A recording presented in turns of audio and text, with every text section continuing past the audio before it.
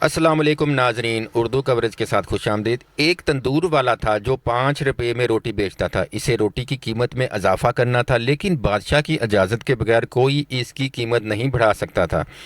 تو وہ بادشاہ کے پاس گیا اور کہنے لگا، بادشاہ سلامت، مجھے روٹی کے 10 روپے کرنے ہیں۔ بادشاہ نے کہا کہ 30 کی کر دو۔ تندور والے نے کہا کہ بادشاہ سلامت، اس سے شور مچے گا۔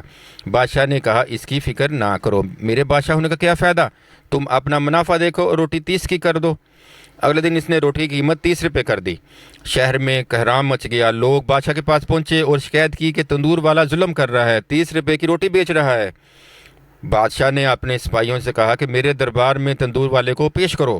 وہ جیسے ہی دربار میں پیش ہوا، بادشاہ نے غصے سے کہا، تم نے مجھ سے پوچھے بغیر قیمت کیسے بڑھا دی؟ یہ رایا میری ہے، لوگوں کو بھوکا مارنا چاہتے ہو؟